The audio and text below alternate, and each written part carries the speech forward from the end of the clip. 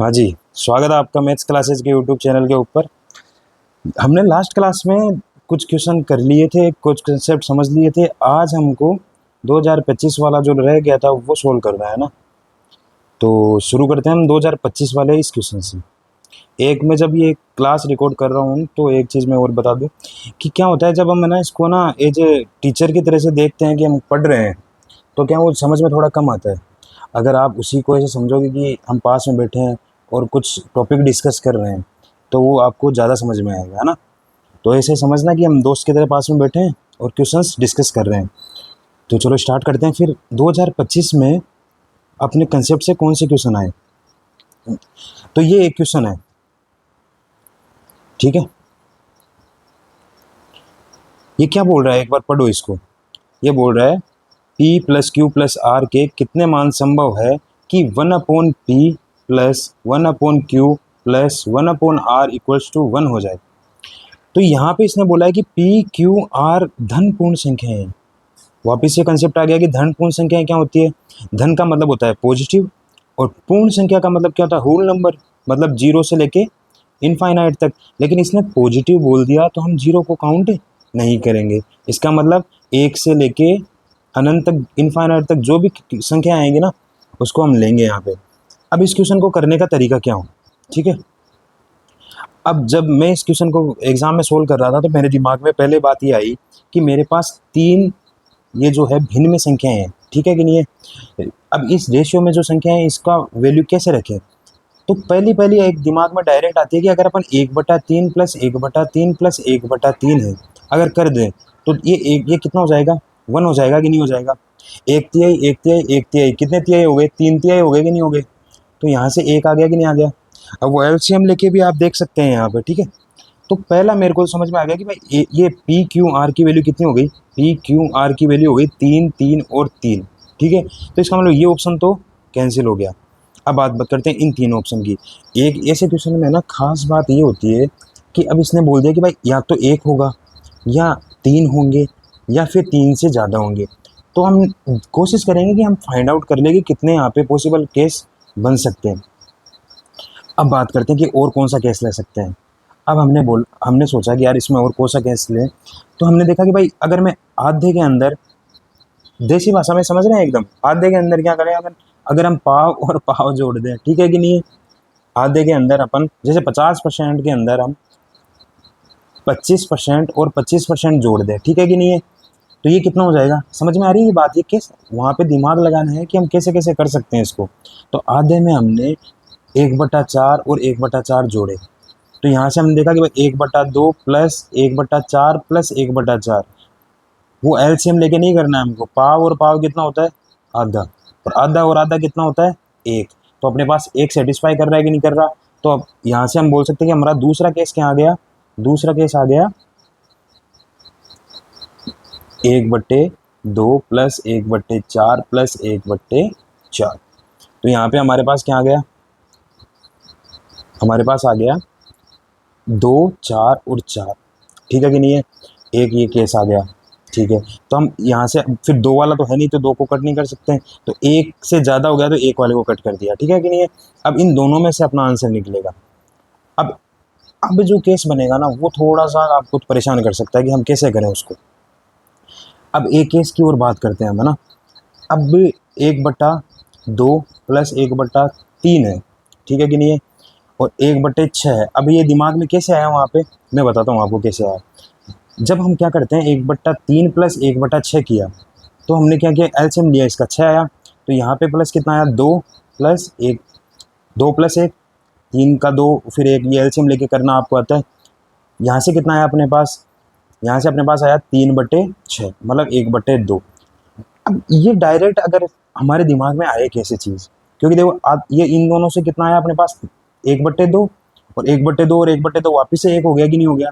अब ये चीज़ आई कैसे, इसका मैं आपको समझाता हूँ। आपने जब यहाँ पे आधा किया था तो आपने यहाँ पे 25% प्लस 25% कर दिया, समझ में आया कि नहीं आया। अब हम सोचेंगे कि भाई मैं आधे को और कैसे तोड़ सकता हूँ, आधे को और कैसे तोड़ सकता हूँ। अब जैसे मेरे तो मैथ बैकग्राउंड है, मैथ बैकग्राउंड में क्या होता है, आप जब 12 तक करते हो तो आपके पास बहुत सारे बार ऐसा आता है कि आपने 1/3 प्लस 1/6 को किया हुआ है, सोल्व किया हुआ होगा, ठीक है कि नहीं है।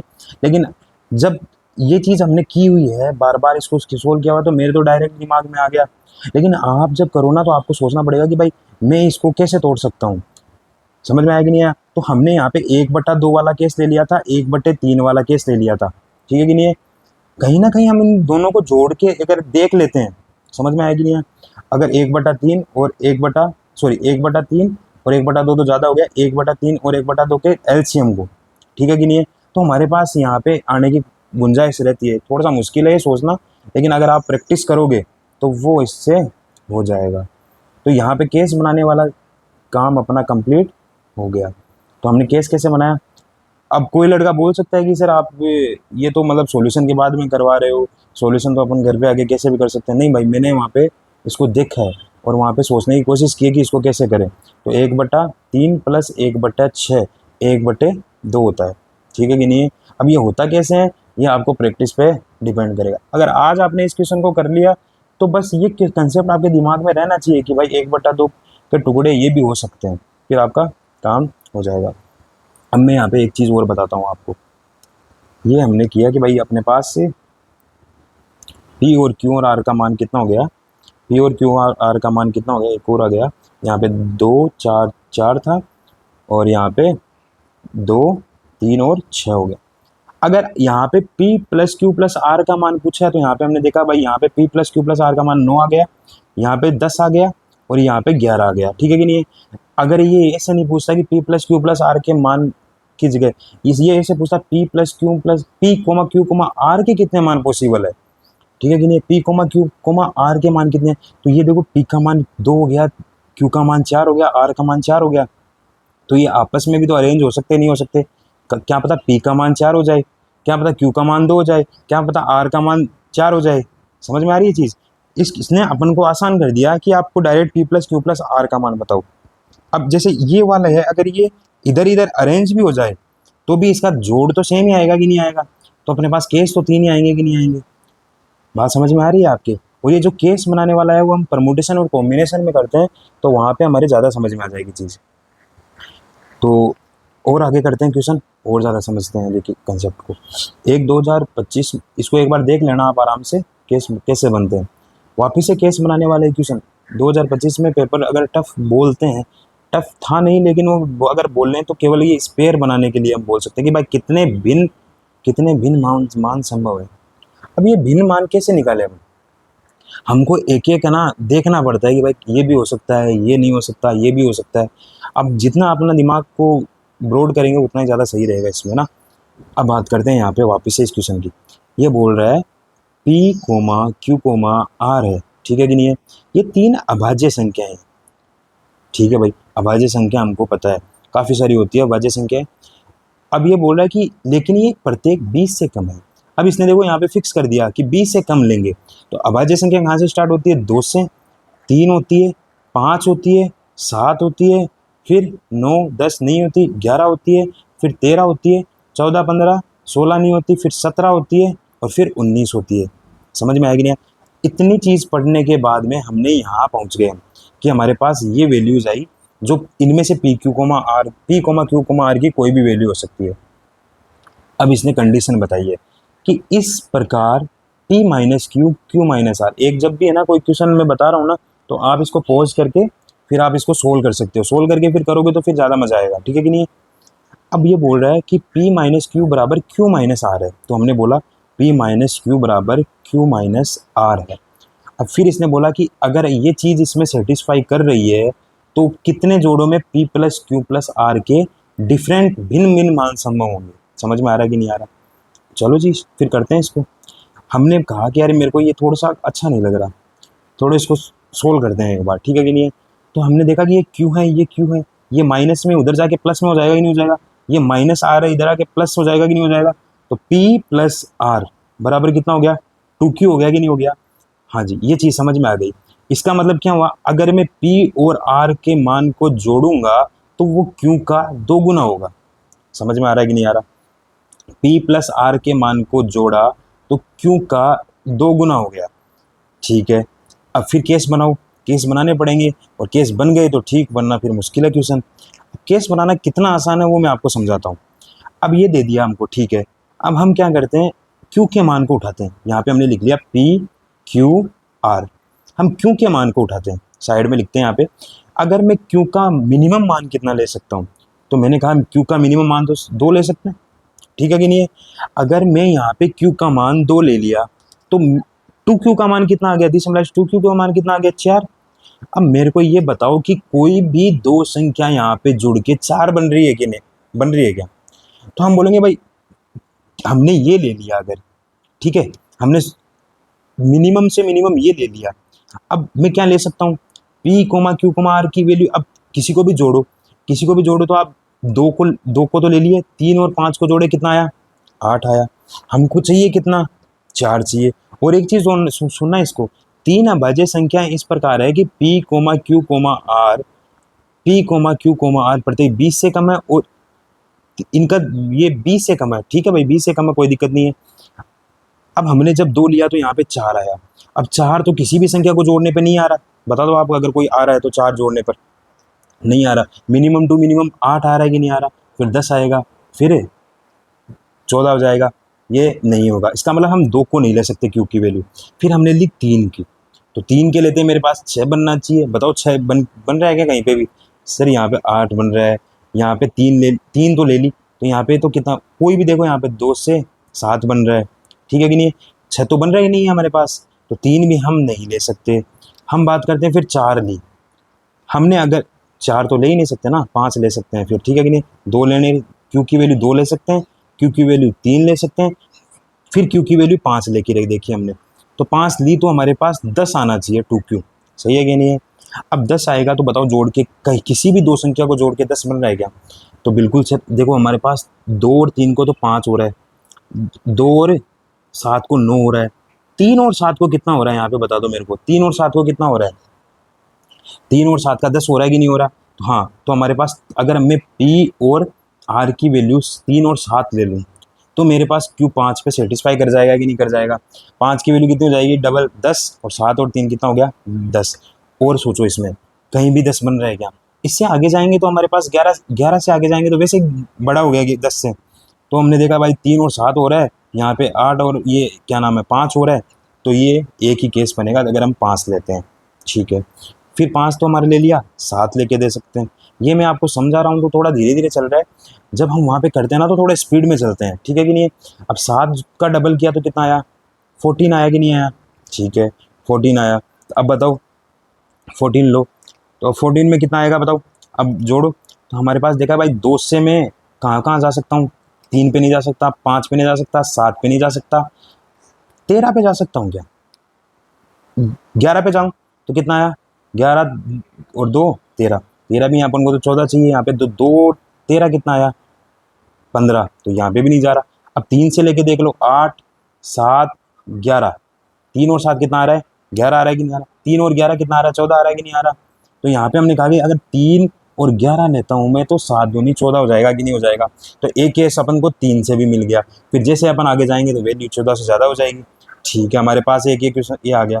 अब बात करते हैं 7 के बाद में 11 की, तो 11 अगर हमने लिया, यहाँ पे इसको मिटा देता हूँ मैं थोड़ा सा, अगर हमने 11 लिया यहाँ पे, ठीक है, तो 11 दूनी कितना हो गया, 22।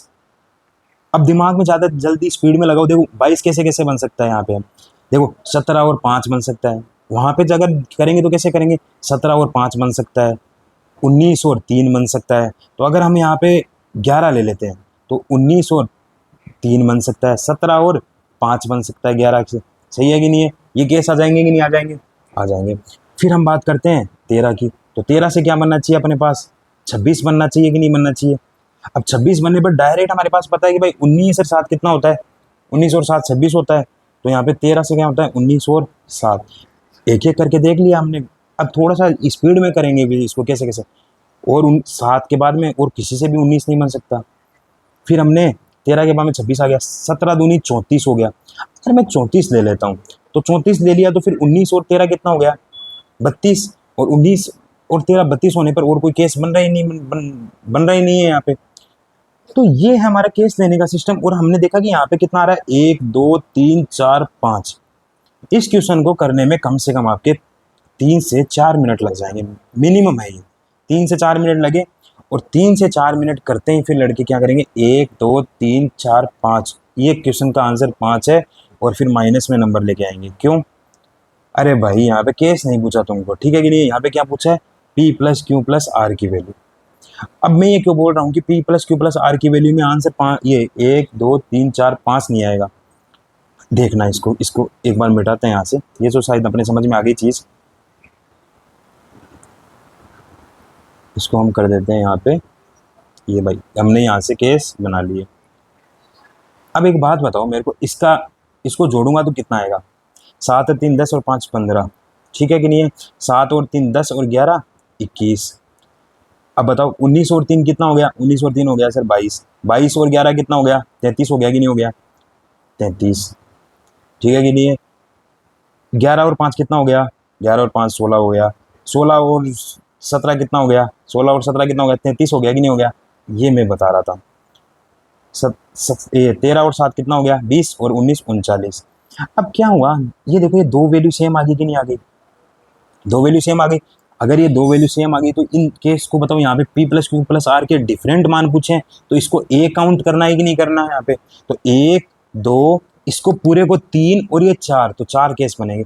अगर आपने पूरा क्वेश्चन सोल्व करके टाइम खराब किया ना, और ये यहाँ पे 5 लगा के आए, तो फिर गलत हो जाएगा, फिर बोलोगे कि सर ये तो सही तो करके आया था, लेकिन सी साइड में नंबर कम जुड़ रहे हैं सर, आंसर की यूपीएससी ने गलत दे दी है ना। ऐसा नहीं होता है, ठीक है। तो वहाँ पे अगर आप कोई देखो, सी सेट पास करने का ना ज़्यादा है ना, ये तो शायद आपने लिख लिया होगा, मैं आपको एक चीज़ बताता हूँ, ये सी सेट क्वालिफाई करने का है ना, नज़रिया होना चाहिए आपके पास।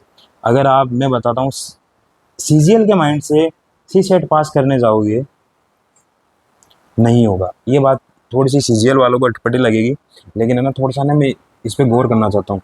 अगर सीजीएल वाला माइंड सेट सी सेट में लेके जाओगे, नहीं होगा। सीजीएल में क्या होता है, आपके पास एक क्वेश्चन होता है, मैक्स टू मैक्स उसके लिए आपके पास 30 से 40 सेकंड होते हैं। बात समझ में आ रही है? उस क्वेश्चन को पढ़ो, उस क्वेश्चन को समझो, उस क्वेश्चन का आंसर निकालो, और 30 से 40 सेकंड में आंसर निकलना चाहिए। इससे ज़्यादा अगर आपके टाइम लग गया तो वो क्वेश्चन आपके नेगेटिव में चला जाएगा। क्यों? क्योंकि वो क्वेश्चन किसी और क्वेश्चन का टाइम खराब कर देगा, और वो क्वेश्चन किसी और क्वेश्चन का टाइम खराब किया तो आपका काम तमाम। हमको हमको ना एग्जाम की डिमांड समझनी है। आपके क्वेश्चन क्या आ रहा है, आपके सी सेट में के मार्क्स कितने चाहिए आपको, अप्रोक्सीमेटली मैं आपको बताता हूँ, 27 क्वेश्चन चाहिए, ठीक है कि नहीं, 27 क्वेश्चन चाहिए अपन को पास करने के लिए, लगभग 68 नंबर मान लेते हैं, ठीक है कि नहीं, एक सेव स्कोर 68 अगर अपन को चाहिए, तो हम कैसे इसको करें, तो हमारे पास देखो 28 से 30 के आते हैं, कॉम्प्रिहेंशन आते हैं, ठीक है कि नहीं। मैं एकदम ऐसे मान लेता हूँ कि चलो ठीक है, 28 से 30 कॉम्प्रिहेंशन आते हैं, और एकदम मेरी हालत बिल्कुल ख़राब है, मेरे लक बिल्कुल ख़राब है, मेरे 15 सही हुए, ठीक है कि नहीं, 15 सही हो, मैं बोलता हूँ 15 की नॉर्मल टू नॉर्मल सही हो जाते हैं, लेकिन मेरे लक ख़राब है, मेरे 15 ही सही हुए, आपके 20 भी सही हो सकते हैं, आपके 25 भी सही हो सकते हैं, 22 भी सही हो सकते हैं। हम क्वेश्चन कितने करने हैं, 28 से 30। अगर आपके 15 क्वेश्चन ये सही हुए, तो आपको क्वेश्चन करने हैं 15 और, ठीक है कि नहीं है, 30 क्वेश्चन कर लेते हैं हम, सेफ स्कोर में आ जाते हैं। अब 15 क्वेश्चन करने हैं, तो आपके पास मैथ भी है, आपके पास रीजनिंग भी है। अगर, लेकिन इसमें एक चीज़ है कि आपके सी सेट के पेपर में कम से कम 12 से 15 क्वेश्चन ऐसे आएंगे, टोटल सी सेट के पेपर में बता रहा हूँ, जो आप छोड़ दो तो फायदे में रहोगे। समझ में आई नहीं है? अगर उनमें घुसे तो वो क्वेश्चन आपका खत्म है, वो आपका वो सब कुछ खत्म कर देगा क्वेश्चन।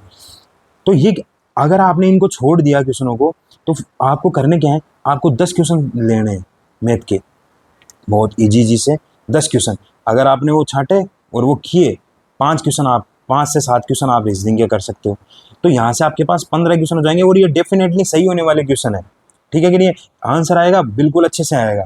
और अगर ये आप 15 क्वेश्चन वो सही कर लेते हो, 15 क्वेश्चन ये सही कर लेते हो, समझ में आ रहा है कि नहीं आ रहा, तो आप आराम से इसमें वो, ये 15 क्वेश्चन में कटकटा के बात कर रहा हूँ, ठीक है, तो ओवरऑल कटकटा के अपने पास 30 क्वेश्चन सही हो जाएंगे, और इससे नंबर हो जाएंगे अपने पास लगभग 30 60 और 75 के करीब नंबर हो जाएंगे।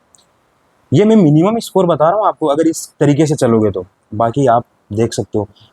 अब ये क्वेश्चन है, इस क्वेश्चन में बिल्कुल 3-4 मिनट लगेंगे, कोई भी हो, कितना भी उसने कुछ भी उखाड़ा हो, 4 से 5 मिनट लगेंगे। ऐसे नहीं कहते सी सेट में IIT वाला फेल हो गया, मैथ्स ऑप्शनल वाला फेल हो गया, है ना।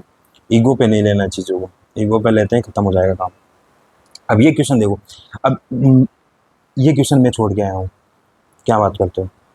मेरे को पता था इसमें केस बनाऊंगा, टाइम लग जाएंगे वहाँ पे, और 4-5 मिनट मेरे पास है नहीं, मैंने छोड़ दिया इस क्वेश्चन को। तो अब ये देखो, ये क्वेश्चन क्वेश्चन पहचानो, इसमें भी केस ही बनाने हैं, लेकिन केस कैसे बनाने हैं अब देखना है यहाँ पे कैसे केस बनेंगे। आपको पता चल जाएगा भाई, पी और के दोनों अभाज्य संख्या हैं। बिल्कुल है भाई, अभाज्य संख्या कितनी भी हो सकती है। इस प्रकार है कि पी स्क्वायर प्लस के भी एक अभाज्य संख्या है जो 30 से कम है। अब इस क्वेश्चन में और इस क्वेश्चन में क्या डिफरेंस है, मैं आपको आंसर में बताऊंगा। पी और क्यू, पी और के दो अभाज्य संख्या हैं। अब अभाज्य संख्या मैं लिख लेता हूँ एक बार कितनी होती है। 2 हो गया, 3 हो गया, 5 हो गया, 7 हो गया, ठीक है। 2 हो गया, 3 हो गया, 5 हो गया, 7 हो गया, उसके बाद में 11 हो गया, उसके बाद में 13 हो गया, इसके बाद में बताओ, और एक छोड़ मत देना बीच में, नहीं तो दिक्कत हो जाएगी। 14, 15, 16, 17 और 19, ठीक है। 19 तक एक बार नॉर्मली लिख लेते हैं, ठीक है कि नहीं है। अब ये बोल रहा है कि पी और क्यू, पी और के इन दोनों में से कुछ होगा, ठीक है भाई होगा। अब ये बोल रहा है कि पी स्क्वायर प्लस के एक अभाज्य संख्या होनी चाहिए, तो मेरे पास पी स्क्वायर प्लस के एक अभाज्य संख्या होनी चाहिए, तो के कितने मान संभव है। अब मैं इस क्वेश्चन को करने के लिए इसलिए बोल रहा हूँ कि आपको के मान पूछे और आपको पी का मान, आपको कुछ भी ले सकते हो आप, इनमें से कुछ भी ले सकते हो, के मान आपको पूछे। तो अब एक बात बताओ, अगर आपने पी का मान 2 लिया तो पी स्क्वायर का मान कितना आ गया, 4। अगर आपने p का मान 3 लिया तो p स्क्वायर का मान कितना आ गया, 9। और p का मान आप अगर लिए 5 तो p स्क्वायर का मान कितना आ गया, 25। इन 3 के अलावा आप p का कोई भी मान ले सकते हो क्या, नहीं ले सकते। क्यों, p स्क्वायर प्लस k की वैल्यू अपन को 30 से कम चाहिए। तो यहाँ से अगर 7 ले लिया तो 49 हो जाएंगे यहाँ पे, और वो ज़्यादा हो जाएगी 30 से कम हमको लेना है। तो ये 3 ही केस बनेंगे, और 3 केस के अंदर फिर हम के का मान निकाल लेंगे, तो ये ज़्यादा बड़ा नहीं होगा। और उसमें भी आप देखोगे कि अगर 25 ले लिया मैंने, पी का मान अगर 25 ले लिया, तो यहाँ पे क्यू का मान, के का मान कितना आएगा, के का मान यहाँ पे 2 देखें तो 2 का मान कितना आ गया, 25 और 2 कितना हो गया, 25 और 2 कितना हो गया, 27। 27 तो अभाज्य संख्या नहीं है। 3 ले लिया, 25 और 3 कितना आ गया, 28। 28 तो अभाज्य संख्या नहीं है। पी का मान फिर 5 लेते हैं, 30 हो जाएगा, और 30 से कम लेनी है। इसका मतलब ये केस भी अपन नहीं लेंगे, तो हमको चेक इन 2 केस में करना पड़ेगा, तो ये ज़्यादा लंबा नहीं होगा क्वेश्चन, ठीक है। अब बात करते हैं यहाँ पे, भाई ये भी केस खत्म हो गया। अब बात करते हैं, हमने जब लिया बात, हमने पी का मान कितना ले लिया, 2, पी स्क्वायर का मान आ गया 4। अब 4 में क्या जोड़ूं कि अभाज्य संख्या आए, तो बताओ 4 में क्या जोड़ सकते हैं, बताओ। 4 में हमने 2 जोड़ा तो 6 आया, नहीं ले सकते। 3 जोड़ा 7 आया, ले सकते हैं, तो मैं 3 ले सकता हूँ, ठीक है कि नहीं है। 2 के साथ में क्या ले सकता हूँ, 3 ले सकता हूँ। ये पी का मान है और ये के का मान है, ठीक है। 3 ले लिया तो कितना है, 7। 5 ले लिया तो 4 और 5 कितना आ गया, 9, नहीं ले सकते। 4 और 7 कितना आ गया, 11, तो सर 7 ले सकता हूँ। फिर 4 और 11 कितना आ गया, 15। 4 और 11 कितना आ गया, 15, नहीं ले सकते। 4 और 13 कितना आ गया, 17, ले सकता हूँ कि नहीं ले सकता। 4 और 19 कितना आ गया, 23, तो 19 भी ले सकते हैं, नहीं ले सकते। 23 भी एक अभाज्य संख्या है। तो अपने पास 2 के साथ कितनी वैल्यू आ गई, ये वैल्यूज आ गई, 1, 2, 3, 4, ठीक है।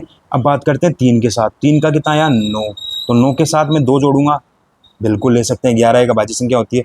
9 के साथ 3 जोड़ूंगा, 12 आएगा, नहीं आएगा। 9 के साथ 5 नहीं आएगा, 14 आएगा। 9 के साथ 7 16 आएगा। 9 के साथ 11 20 आएगा। 9 के साथ 13, 9 के साथ 13 कितना आया, 9 के साथ 13 22 आया। 9 के साथ 17 26 आया। और 9 के साथ 19 कितना आया, 9 के साथ 19 आया मेरे पास 28। और फिर इसके आगे वाले लूँगा तो वो 30 से ज़्यादा हो जाएगी। तो केस कितने बने, 1 2 3 4 5। तो कितने संभव मान है, के मान पूछें, 3 7 13 19 और 2, सब अलग अलग हैं, ठीक है कि नहीं है, सब अलग अलग हैं। यहाँ पे भी अगर एक चीज़ याद रखना, यहाँ पे 1 2 3 4 5 आंसर आ गया, लेकिन यहाँ पे मान लो इसमें भी 3 आ गया कहीं पे, और यहाँ पे भी मान लो 3 आ गया, तो अब केस में कितने भिन्न मान कितने मान संभव ये पूछेंगे, तो इन दोनों को एक ही काउंट करना है फिर, वरना तो फिर आपका क्वेश्चन गलत हो जाएगा। तो हमने देखा कि यहाँ सब मान भिन्न भिन्न है, तो यहाँ पे अपने पास आंसर आ गया। समझ में आएगी ना, सारे क्वेश्चन में आपको ये सही देखना पड़ेगा, वरना नहीं होगा। ये क्वेश्चन समझ में आ गया होगा। कोई भी क्वेश्चन करो आराम आराम से करो, ज़्यादा भागने की कोशिश करेंगे तो कोई मतलब नहीं है, ठीक है कि नहीं। अब बात करते हैं इस क्वेश्चन की। पढ़ो। इस क्वेश्चन को मैं चाहता हूँ कि आप एक बार कमेंट करके खुद आंसर मेरे को बताओ, और अगर नहीं होता तो फिर कमेंट्स में लिख सकते हो भाई ये क्वेश्चन नहीं हुआ। इससे मेरे को भी पता चलेगा कि आप क्वेश्चन का आंसर निकाल रहे हो कि नहीं निकाल रहे, ठीक है कि नहीं है। इसका आंसर निकालना, देखते हैं कि कौन कौन कमेंट करता है। ये देख लो यहाँ पे क्वेश्चन करते हैं, ठीक है कि नहीं है। हेलो, हाँ, तो भाई ये वो क्वेश्चन आ गए गंदे वाले, जो मैं बोलता हूँ 10 क्वेश्चन छोड़ दो, ठीक है कि नहीं है यार। इनमें भी है ना, छोड़ना ना छोड़ना ना थोड़ा देखा जाता है यार क्वेश्चन। डायरेक्ट आप छोड़ोगे तो मेरे हिसाब से सही नहीं रहेगा ना। कोई भी पेपर करोगे ना तो उससे पता चलेगा आपको कि कौन सा क्वेश्चन छोड़ना है। ज़्यादा चांस है इनको छोड़ देने से, छोड़ने में फ़ायदा रहता है, चाहे कोई कुछ भी बोले, है ना। वरना तो फिर बाद में ईगो वाला चक्कर आ जाता है, और ईगो में अक्सर वही बात है यार। मज़ा तो आता ही है जब सुनते हैं कि maths optional analysis set qualify नहीं हुआ, ठीक है कि नहीं है। काफ़ी लड़के हैं, और ये जो IIT में है, मैं किसी को ऐसे टारगेट नहीं कर रहा है, अच्छा नहीं लगता, लेकिन काफ़ी लोग हैं IIT पास आउट, लेकिन उनसे नहीं निकलता तो नहीं निकलता। ईगो का चक्कर है भैया, ईगो का चक्कर है बाबू भैया, है ना। ठीक है, ये क्वेश्चन करते हैं ना। ये क्या बोल रहा है, P प्लस क्यू का होल स्क्वायर माइनस 4PQ। ये क्या बोल रहा है, P कोमा Q का धन पूर्ण संख्याएं है। ये क्या होता है, इसमें मैंने पहले भी बताया था, ये कुछ परसेंट देता है, ठीक है कि नहीं। ये कुछ परसेंट देता है और नीचे कुछ स्टेटमेंट्स देता है, खत्म देता है। आपको ये बताना होता है कि अगर मैं यहाँ से कोई स्टेटमेंट लेता हूँ तो क्या इसका आंसर निकाल सकते हैं हम, क्या इसका आंसर निकाल सकते हैं हम। तो भाई देखते हैं कि भाई मैं, और इस क्वेश्चन को करने का सिंपल सा तरीका है, भूल जाओ कुछ भी दिया हुआ है, आप क्वेश्चन को पढ़ो। किसी ने आपसे क्वेश्चन पूछा है कि भाई इस चीज़ का मान धनात्मक हो सकता है क्या, और उसने आपको ये दिया ही नहीं है, आपको तो केवल ये दिया है, ये सोचो। अब मैं पहले इसकी सोल्व करने की कोशिश करता हूँ इसको, ठीक है। ये अच्छा नहीं लग रहा। अच्छा क्यों नहीं लग रहा, ये अच्छा इसलिए नहीं लग रहा कि मैथ वालों को पता रहता है इसमें ये अच्छा क्यों नहीं लग रहा। अलग अलग है यार, एक कर सकते हैं ना इसको, P² plus Q² plus 2PQ। बचपन में सुना है कि नहीं सुना, आराम से सुना है। और माइनस कितना है, 4PQ। इसको देखेंगे तो यहाँ पे देखो P² प्लस, ये डिवाइड नहीं है, वो डिवाइड समझ लेगा ना, अचानक से कहाँ प्रकट हो गया। P² plus Q² minus 4PQ plus 2PQ, ये माइनस 2PQ बच गया। और ये तो हमने बचपन से याद किया, P माइनस Q का होल स्क्वायर। कोई लड़का अगर यहाँ से यहाँ पहुँच गया, उसका आंसर क्लियर हो गया। अब बस यहाँ से यहाँ पहुँचने में कितना टाइम लगा, कैसे पहुँचे, बस वो डिपेंड करता है आपकी मेहनत के ऊपर। समझ में आएगी नहीं। अब ये चीज़ अगर आपको पता है तो ये मेरे को बताओ कि P माइनस Q का होल स्क्वायर, किसी भी चीज़ का होल स्क्वायर या तो 0 आएगा या फिर धनात्मक आएगा। ये बात समझ में आ रही कि नहीं आ रही। किसी भी चीज़ का होल स्क्वायर या तो 0 आएगा या धनात्मक आएगा। तो हमको यहाँ पता चल गया कि धनात्मक तो लाना है हमको, धनात्मक बोला है। अब मैं बात करता हूँ, इसने कहा खतन P लेस देन Q। इसने क्या बोला, P लेस देन Q। अगर यहाँ पे P लेस देन Q बोला है, भाई P less than Q, P Q से छोटा है, छोटा हो चाहे बड़ा हो, ये अगर बराबर नहीं है, अगर ये बराबर होता, P माइनस Q बराबर होता P और Q, तब तो 0 आ जाता, और 0 का स्क्वायर करते तो 0 आ जाता। तो यहाँ पे 0, ये P और Q बराबर नहीं है, बाकी ये बड़ा हो या ये छोटा हो, ये छोटा हो ये बड़ा हो, दोनों का स्क्वायर करेंगे तो 0 आएगा कि नहीं, धनात्मक आएगा कि नहीं आएगा। अब यहाँ पे एक बात बताओ, P Q धन पूर्ण संख्या है, P और Q क्या है, धन पूर्ण संख्या है। इसका मतलब क्या हुआ, इसका मतलब ये हुआ कि हमारे पास P और Q का मान कुछ भी रखो, 0 0 रख नहीं सकते, धन है, पूर्ण है। यहाँ पे देखना क्वेश्चन में पंगा फंसेगा, अगर आप 5 मिनट मेरे को समझाने के लिए दोगे ना तो दिमाग के ढक्कन खुल जाएंगे आपके। अब आप बोलते हो सर ये चीज़ देने का क्या मतलब है, क्यों है ये, है ना। ये इसलिए है भाई, यहाँ पे इसने P माइनस Q का होल स्क्वायर किया। मैं सिंपल से अगर यहाँ पे एक काम कर दूं कि ये धन हटा दूं, यहाँ पे पूर्ण संख्या है, यहाँ पे पूर्ण संख्या है, मैं धन हटा दूं, इस क्वेश्चन का पूरा आंसर चेंज हो जाएगा। क्यों, क्योंकि पूर्ण संख्याएं लेते ही हम 0 ले सकते हैं, ठीक है कि नहीं। जैसे ही 0 लेंगे तो यहाँ पे 0 भी काउंट हो जाएगा। समझ में आया कि नहीं है, यहाँ पे 0 भी काउंट हो जाएगा। अब इस क्वेश्चन का आंसर देखना, फिर मैं आपको समझाता हूँ कि ये पंगा क्यों करेगा यहाँ पे। अब हमने किया भाई, यहाँ पे इस दोनों क्वेश्चन को देखते हैं, ये दोनों को देखते हैं। हमको ये तो पता चल गया कि पी और क्यू धन पूर्ण संख्या है। अब पी क्यू से बड़ा है तो भी आंसर निकाल सकते हैं, और पी क्यू से छोटा है तो भी आंसर निकाल सकते हैं। और यहाँ पे इन दोनों को अगर मैं गायब कर दूं, दोनों को ही गायब कर दूं, ठीक है कि नहीं। मेरे को अगर पी और क्यू धन पूर्ण संख्याएं बोल दी इसने, पी और क्यू को धन पूर्ण संख्याएं बोल दी, तो यहाँ पे 0 0 तो ले नहीं सकता। इसका मतलब क्या हुआ, या तो ये दोनों बराबर होगी, या तो ये दोनों बराबर होगी, या ये दोनों अलग अलग होगी। अगर अलग अलग हो गई तो ये धनात्मक ही आएगा। अगर ये दोनों अलग अलग हो गई, जैसे 2 और 4 हो गई, तो 2 और -4, मतलब 2 - 4 कितना हो गया, -2, इसको स्क्वायर किया तो कितना हो गया, +4 हो गया कि नहीं हो गया। बात समझ में आ गई। अब ये दो केस मेरे पास आ गए, या तो पी और क्यू बराबर हो सकता है, या पी और क्यू छोटा हो सकता है, या पी क्यू से बड़ा हो सकता है। ये 3 केस हो गए कि नहीं हो गए। अगर मेरे को पहला स्टेटमेंट दे दिया, अगर मेरे को पहला स्टेटमेंट दे दिया पी क्यू से छोटा है, तो मेरे को इन तीनों में से ये स्टेटमेंट इसने दे दिया, अगर पी बड़ा है क्यू से, पी बड़ा है क्यू से, तो आंसर निकल सकता है, बिल्कुल धनात्मक होगा। अगर मेरे को ये दे दिया पी बड़ा है क्यू से, तो भी आंसर निकल जाएगा कि नहीं निकल जाएगा। भाई पी क्यू से बड़ा है तो भी आप इसको हटा दिया मैंने, इसको बंद कर दिया, तो भी मेरा आंसर निकल गया, क्योंकि मेरे को इन तीनों में से कोई एक केस चाहिए था। अगर ये खत्म 3 दे देता, खत्म 3 दे देता, पी बराबर क्यू है, तो क्या इसका आंसर निकल सकता था? नहीं, पी और क्यू, हाँ फिर भी निकल सकता था। पी अगर क्यू से बड़ा है, पी अगर क्यू के बराबर है, तो इसका मान कितना आएगा, 0। और अगर इसका मान 0 आएगा तो ये धनात्मक नहीं होगा। इसने तो ये पूछा है कि धनात्मक होगा या नहीं होगा, तो हम बोलेंगे कि धनात्मक नहीं होगा। अपन आंसर दे पा रहे हैं कि नहीं दे पा रहे उसको। इसका मतलब क्या हुआ कि हम किसी भी स्टेटमेंट से आंसर दे सकते हैं, इससे भी दे सकते हैं, इससे भी दे सकते हैं। समझ में आया कि नहीं है। तो क्या बोल रहा है क्वेश्चन में, देखो यहाँ पे प्रश्न का उत्तर इन कथनों में से किसी भी एक का अकेले प्रयोग करके दिया जा सकता है, किंतु दूसरे के कथन का अकेले प्रयोग करके नहीं दिया सकता। ऐसा तो नहीं है भाई, अकेले इससे भी दिया जा सकता है, अकेले इससे भी दिया जा सकता है। इस प्रश्न का उत्तर दोनों कथनों में से किसी का भी उपयोग करके दिया जा सकता है, बिल्कुल दिया जा सकता है। ठीक, इस प्रश्न का उत्तर दोनों कथनों का एक साथ प्रयोग करके दिया जा सकता है। एक साथ की जरूरत भी नहीं है, अगर अलग अलग से भी निकल रहा है तो निकल सकता है। इस प्रश्न का उत्तर इन दोनों को प्रयोग बिना दिया जा सकता है। इस प्रश्न का नहीं, ये चीज गलत है। ठीक है, ये चीज गलत है। ये चीज गलत क्यों है, यहाँ पे डाउट आएगी कई, मतलब आंसर की इसमें भी, आंसर में भी डिफरेंस आएगा। ये समझना इस क्वेश्चन को। कई आंसर की इसमें मैंने देखा है, इस क्वेश्चन को बोला है कि आप इसका ये आंसर मानो। क्यों? क्योंकि p माइनस क्यू का होल स्क्वायर तो पॉजिटिव ही आएगा। अरे पॉजिटिव नहीं आता, 0 भी आ सकता है। इसने पूछा है धनात्मक है, धनात्मक का मतलब होता है पॉजिटिव संख्या है, 0 काउंट नहीं होता उसमें। ठीक है कि नहीं है। तो अगर मैं इसका पूछूं, अगर ये स्टेटमेंट नहीं होते मेरे पास, तो मेरे को क्या पता कि p प्लस क्यू का मान और p माइनस क्यू का मान यहाँ पे लिख लेते हैं। p माइनस क्यू का होल स्क्वायर 0 भी आ सकता है जो धनात्मक नहीं है, और 0 से बड़ा भी आ सकता है जो धनात्मक है। अब मैं कैसे बताऊंगा इसका आंसर? क्या इन दोनों के बिना बता सकता हूँ मैं? हाँ, इसके अकेले से बता सकता हूँ, इसके अकेले से भी बता सकता हूँ। क्वेश्चन समझाने के लिए मैं थोड़ा सा इसको ज़्यादा लंबा खींच दिया। बाकी अगर आप समझ में आ गया एक बार, तो फिर मेरे हिसाब से इसका आपको सॉल्यूशन निकल जाएगा। तो आंसर की अभी आई नहीं है 2025 के वाले की, आंसर की आएगी तब मिलाएंगे इसका आंसर। और मेरे हिसाब से इसका आंसर कितना होगा, बी होगा इसका आंसर। इस प्रश्न का उत्तर दोनों कथनों में से किसी का भी अकेले प्रयोग करके दिया जा सकता है। ठीक है, बिना इसके नहीं दिया जा सकता।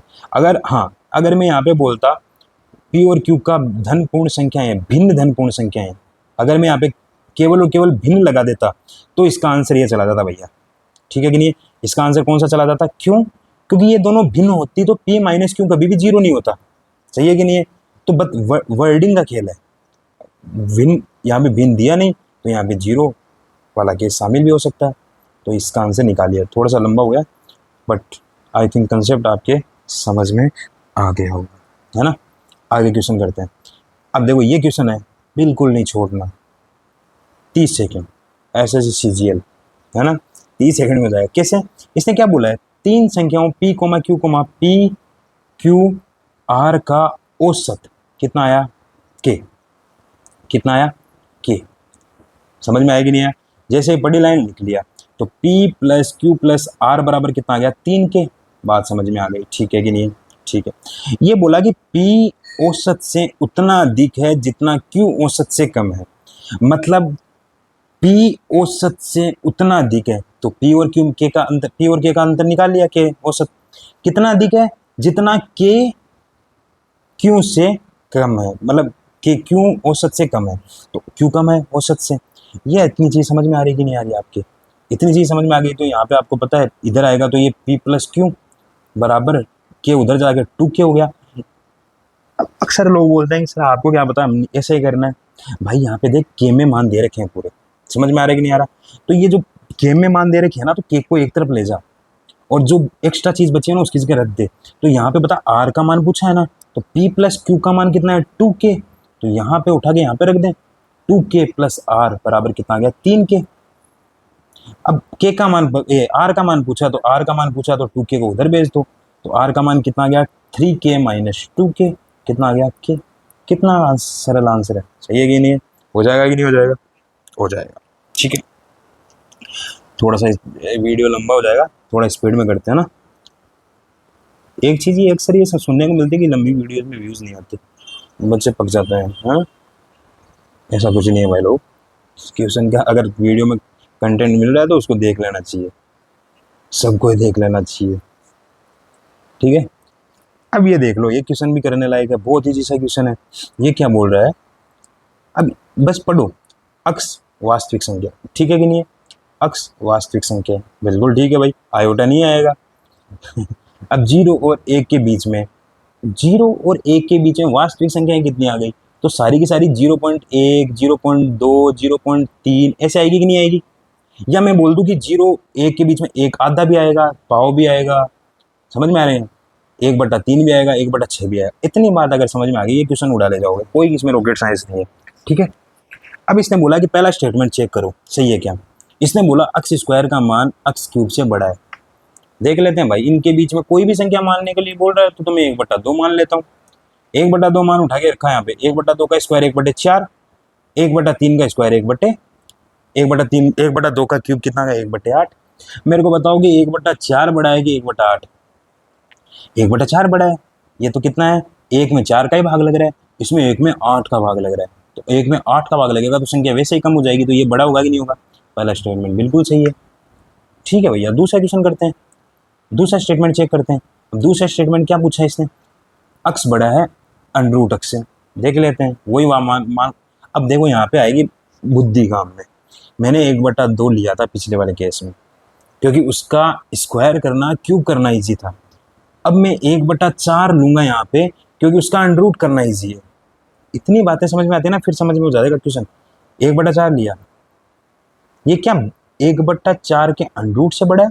देखते हैं भाई, 1/4 है और यहाँ पे 1/4 का अंडर रूट 1/2, तो 1 में भाग 2 का ही लग रहा है, 1 में भाग 4 का लग रहा है। छोटा कौन सा होगा बताओ, छोटा कौन सा होगा? छोटा तो ये, छोटा तो ये भाई, ये साइन कौन सा लगेगा, बड़ा कौन सा होगा पहले तो बताओ। तो बड़ा तो ये होगा 1/2, सही है कि नहीं? 1/4 तो छोटा होगा, बट ये क्या बोल रहा है कि अक्स बड़ा होगा, तो ये गलत हो गया स्टेटमेंट। इसका मतलब आंसर क्या आ गया, पहला आ गया। सिंपल सी चीज़ है, कोई ज़्यादा रॉकेट साइंस नहीं है इसमें। ये लास्ट कितने क्वेश्चन बच गए? लास्ट 2 क्वेश्चन है ना, जल्दी जल्दी से इसको निपटा देते हैं। अब तो ये इजी से क्वेश्चन आए। और ये एक चीज़ और देखना, मेरे ए वाला आया था ना, उसके अंदर ये क्वेश्चन लास्ट में आए थे। लास्ट तक आदमी पहुंचता नहीं है, और अगर पहुंच गया तो फिर टाइम नहीं बचता। तो एक बार पेपर से गो थ्रू जाना चाहिए 5 मिनट 2 मिनट मेरे हिसाब से। बाकी जैसे आप करते हैं वैसे करते रहो। अब ये क्वेश्चन कितना इजी था, किन्हीं 2 धन पूर्ण संख्याओं के बीच का अंतर 10 है। होगा होगा, हमको क्या पता। इन 2 संख्याओं के बीच 5 से विभाज्य धन पूर्ण संख्याओं के बारे में क्या कहा जा सकता है? भाई अच्छा ही कहा जा सकता है ना। अब ये क्या बोल रहा है, 2 धन पूर्ण संख्याओं के बीच का अंतर 10 है। मैं बोलता हूँ यार कि मेरे को 10 अंतर चाहिए, 17 और 7 ले ले। मेरे पहले दिमाग में ये आया था, ये इतने से पढ़ते हैं कि 17 और 7 ले ले, धन भी है पूर्ण भी है, अंतर 10 भी है कि नहीं है?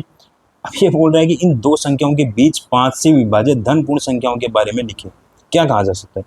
हाँ, धन पूर्ण संख्या है। हाँ तो भाई धन पूर्ण संख्या है, इसके बीच में इन 2 संख्याओं के बीच 5 से विभाजित 10 आ गया। आ रहा है कि नहीं आ रहा? 10 आ सकता है, 15 आ सकता है, ठीक है कि नहीं है? 10 भी आ सकता है, 15 भी आ सकता है, और कुछ आ सकता है? और तो नहीं आ सकता। सर मैं अगर 5 और 15 ले लूँ तो? हाँ तो 5 और 15 ले ले, अंतर कितना आ रहा है 10, इसके बीच में एक संख्या कौन सी है 10, एक संख्या भी मिल सकती है, इसके अलावा कोई मिल नहीं सकता। तो ये बोल रहा है कि कितनी संख्याएं ले, तो भाई मेरे को एक भी मिल सकती है, मेरे को दो संख्याएं भी मिल सकती है। अच्छा मेरा दिमाग ठनका यहाँ पे कि भाई अच्छा ऐसी केवल एक संख्या हो सकती है, नहीं भाई दो तो मैंने सामने निकली है, ठीक है नहीं। दो की नहीं, दो धन पूर्ण संख्याओं के बीच का अंतर 10 है। इन दो संख्याओं के बीच में 5 से विभाजित धन पूर्ण संख्याओं के बारे में क्या कहा जा सकता है? भाई पूर्ण संख्याओं के बारे में कहा जा सकता है कि एक भी आ सकती है, दो भी आ सकती है। फिर मेरा दिमाग ठंडा कि मैं तीन आ सकती है क्या, ये तो कैंसिल हो गया, तीन आ सकती है क्या। फिर मैंने सोचा यार तीन के बारे में क्या कहा जा सकता है, फिर मैं सोचूंगा यार तीन कैसे आ सकती है। 10 संख्याओं के बीच में मैक्सिमम दो ही संख्या आ सकती है जो 5 से विभाज्य हो, या तो वो 10 वाली संख्या लाइन में आएगी, 10 20 30, या फिर वो 15 वाली लाइन की संख्या के बीच में आएगी। तो फिर मैंने कहा कि आंसर ये तो दो ही संख्याएं हो सकती है, ठीक है कि नहीं है। ऐसी केवल दो संख्याएं हैं, ठीक है नहीं। थोड़ा इस क्वेश्चन को एक बार वापस से पढ़ना पड़ेगा, कहीं अपन लैंग्वेज में तो फंस नहीं गए। ये वापस से एक बार पढ़ लो इस क्वेश्चन को कि नहीं दो धन पूर्ण संख्याओं के बीच अंतर 10 है। इन दो संख्याओं के बीच 5 से विभाजित धन पूर्ण संख्याओं के बारे में क्या कहा जा सकता है? ऐसी केवल एक संख्या है, केवल एक संख्या है। यहाँ पे क्या बोलिए, केवल एक संख्या है, नहीं भाई दो भी हो सकती है। ऐसी केवल दो संख्याएं हैं, ठीक है। ऐसी एक से अधिक संख्याएं हो सकती है, ऐसी कोई संख्या नहीं है। इस क्वेश्चन को भाई इंग्लिश में चेक करना पड़ेगा। अब मैं ऐसा क्यों बोल रहा हूँ, इसको इंग्लिश में चेक करना पड़ेगा। इसने संख्याओं के बारे में, इनके बारे में पूछा है कि 5 से विभाज्य होने वाली उन संख्याओं के बारे में पूछा है। दोनों अलग अलग चीजें हैं, इसमें लैंग्वेज में गड़बड़ हो सकती है। बार बार पढ़ो इस क्वेश्चन को। किन्हीं दो धन पूर्ण संख्याओं के बीच अंतर 10 है, ठीक है। कोई भी दो संख्या हो सकती है, उनके बीच में अंतर 10 हो सकता है। इन दो संख्याओं के बीच, इन दो संख्याओं के बीच 5 से विभाजित धन पूर्ण संख्याओं के बारे में क्या कहा जा सकता है? तो 5 से विभाजित धन संख्याओं के बारे में कहा जा सकता है ऐसी केवल दो एक संख्याएं हैं, ऐसी केवल दो संख्याएं। हाँ अब समझ में आ गया इसका लफड़ा। भाई तीसरा ऑप्शन तो पढ़ा ही नहीं अपन, आधी अधूरा पढ़ने पर भी क्वेश्चन गलत हो जाता है। ऐसी एक से अधिक संख्याएं हो सकती है। देखो गौर करो, केवल में स्टेटमेंट गलत हो गया क्योंकि दो वाली भी है। केवल दो संख्याएं हो सकती है, इसका मतलब ये एक भी तो हो सकती है, तो केवल दो वाला भी गलत हो गया कि नहीं हो गया। इसका मतलब क्या हुआ, एक से अधिक। ये स्टेटमेंट ज्यादा सही लग रहा है कि नहीं हो रहा है। एक भी हो सकती है, एक से अधिक भी हो सकती है, एक से अधिक संख्याएं भी हो सकती है, इसलिए इसका आंसर सी गया। थोड़ा सा ट्रिकी क्वेश्चन था लैंग्वेज के मामले में, है ना। एक लास्ट क्वेश्चन है इसका, ये कर लेते हैं। ये लास्ट क्वेश्चन क्या है, मान लीजिए P प्लस क्यू 10 है, P प्लस क्यू बराबर 10 है। P और Q पूर्णांक है, बिल्कुल पूर्णांक है। अब ये बोल रहा है P प्लस क्यू 10 है और P और Q पूर्णांक है, ठीक है। याद रखना पूर्णांक का मतलब क्या होता है, माइनस अनंत से प्लस अनंत तक कुछ भी ले सकते हो आप, ठीक है कि नहीं है, ठीक है। P इंटू क्यू का महत्तम मान जब P कोमा Q धनात्मक पूर्णांक है, ठीक है कि नहीं। P और Q का महत्तम मान जब P और Q धनात्मक पूर्णांक है, ठीक है भाई। मैक्सिमम मान पूछा है, तो यहाँ पे देखो मात्रा, ये क्या मुझे P Q का महत्तम मान जब P -6 है, Q -4 है, ठीक है। अब एक बात बताओ मेरे को, P प्लस क्यू बराबर 10 है, इसका मतलब P की वैल्यू 9 भी हो सकती है, इसकी वैल्यू 1 भी हो सकती है, ठीक है कि नहीं है। इसकी 8 हो सकती है, इसकी 2 भी हो सकती है, 7 हो सकती है, इसकी 3 भी हो सकती है, 6 इसकी 4 भी हो सकती है, 5 है इसकी 5 भी हो सकती है। और यहाँ पे इसने भिन्न पूर्णांक नहीं लिखा, मैंने कहा ना वर्डिंग पे ध्यान रखना, यहाँ पे भिन्न पूर्णांक नहीं लिखा। अगर भिन्न लिखता तो यहाँ पे ये केस नहीं ले सकते। इसका मतलब 24 आता है, इसका मतलब 25 आता है, तो इससे बड़ी ये हो गई। अब यहाँ पे 4 और 6 हो जाएगा, अगले वाला वो वापस से 24 हो जाएगा, इसका मतलब 25 आएगा कि नहीं आएगा, यहाँ पे 25 आएगा। और अगर यहाँ पे भिन्न लिखता, भिन्न पूर्णांक, तो यहाँ पे 24 आता, तो यहाँ पे हम लेंगे 25। फिर यहाँ पे मात्रा 1 क्या, मात्रा 2 क्या बोला है, P इंटू क्यू का महत्तम मान जब P greater than equal to -6 है और Q greater than equal to -4 है। बचपन में पढ़ा है कि -6 से बड़ा -5 होता है, सही है कि नहीं है। यहाँ पे फिर बच्चे गलती कर देते, -5 को मानते नहीं बड़ा, और माइनस की संख्या तो आपको पता है कि -5 बड़ा होता है -6 से। तो ये वाला -5 ले सकते हैं, नहीं ले सकते, ले सकते हैं। और -5 क्यों, आप 5 भी तो ले सकते हो, क्योंकि बड़े में तो कुछ भी आ सकता है। -6 से बड़ा चाहिए। इसमें बोला है q का मान -4 से बड़ा है, तो -4 से -3 बड़ा है, -3 से -2 बड़ा है, और मैं -2 ये सब करूँगा तो 5 -4 से 5 भी तो बड़ा है कि नहीं बड़ा, तो वही वाला केस आ जाएगा कि नहीं आ जाएगा। फिर अब पी और क्यू का मान प्लस होके कितना आना चाहिए, 10 भी आना चाहिए, तो वो ये केस तो इसने पहले से दे रखा है, तो इसका मतलब फिर से वापस अपन को क्या लेना पड़ेगा, 5 और 5 ही लेना पड़ेगा कि नहीं, वो लेना पड़ेगा। इसके अलावा आपके पास कोई भी ऑप्शन नहीं है, तो 5 और 5 इसका भी लेंगे तो पी और क्यू का 25 मान आएगा। इसका मतलब ये गलत, ये सही हो गया कि नहीं हो गया। तो ये अपने क्वेश्चन हुए 2025 के, मेरे हिसाब से समझ में आ गए होंगे। आप बताना कमेंट करके, ये 2024 से पहले हमने कर ही लिए थे। एक मैं जो क्वेश्चन कंसेप्ट बता रहा था, मैंने लास्ट क्लास में कहा था कि आप इनको पढ़ तो लिया ही होगा। अपने पास 15 मिनट है इस क्लास के लिए, हो सकता है तो अपन एक बार और इसको अच्छे से यहाँ पे जो मैंने छोड़ा था पढ़ने के लिए कहा था वो पढ़ते हैं, ठीक है। ये क्या बोल रहा है, मैंने बताया था कि प्राइम नंबर क्या होते हैं, कंपोजिट नंबर क्या होते हैं, अभाज्य संख्या जिनमें खुद के अलावा किसी का भाग नहीं जाता, एक को हम काउंट नहीं करते, ठीक है। भाज्य संख्या आपको पता ही है, जो अभाज्य नहीं होती वो भाज्य होती है। 2 से स्टार्ट करते हैं, ये बात भी समझ में आई हुई है हमारी। ये जो मैंने बताया था यहाँ पे, ये बड़ी काम की चीज़ है। गगन प्रताप सर की किताब है ये, बहुत अच्छी, मतलब कंसेप्चुअल किताब है ना। हमारा काम क्या है, हमारा काम CSET क्वालिफाई करना है। कहीं से भी हमको सोर्स मिले, कुछ भी मिले, अच्छा सोर्स हम इकट्ठा करके पढ़ लेना चाहिए।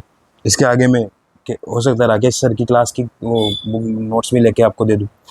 हमको तो जहाँ पे जो भी चाहिए हमको मटेरियल इकट्ठा करना और पढ़ना है, ठीक है कि नहीं। इन्होंने बोला है कि भाई 1 से 50 के बीच में 15 संख्याएं होती है अभाज्य। और आप एक चीज़ देखना, हमारे क्वेश्चन आते हैं कितनी अभाज्य संख्याएं हैं क्या नहीं है, तो ये चीज़ याद करने की है भाई लोगों, याद कर लो इसको। 1 से 50 के अंदर 15 संख्याएं हैं, 50 से 100 के अंदर 10 संख्याएं हैं। इसका मतलब 1 से लेके 100 तक कितनी हो गई, 25 संख्याएं होगी कि नहीं हो गई। दिमाग में डायरेक्ट याद रखो कि 1 से 50 के बीच में 15 अभाज्य संख्याएं होती है, 50 से 100 के बीच में 10 अभाज्य संख्या होती है। आप इन अभाज्य संख्याओं को लिख नहीं पाओगे, बैठे बैठे गिनती करोगे, भाई 19 होती है, फिर 23 होती है, नहीं हो पाएगा। तो अगर आपने ये चीज़ दिमाग में रख ली कि 1 से 100 के बीच में 25 संख्याएं हैं। अब मैं इसका एक क्वेश्चन मैं आपको बताता हूँ जो 2025 में आया है, जो मैंने आपको कहा था कि आप देखना और उसको सोल्व करने की कोशिश करना। 1 मिनट में वो क्वेश्चन देखता हूँ।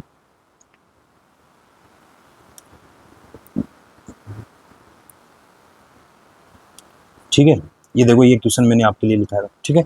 ये देखो 2025 का क्वेश्चन है, 1 मिनट, 2025 का क्वेश्चन है। क्या हुआ, इस सेलेक्ट कैसे नहीं हुआ, ठीक। ये क्या बोल रहा है यहाँ पे, ये बोल रहा है कि प्रथम 100 धन पूर्ण संख्या, धन पूर्ण मतलब 1 से लेके 100 तक, प्रथम 100 धन पूर्ण संख्याओं के बारे में विचार कीजिए।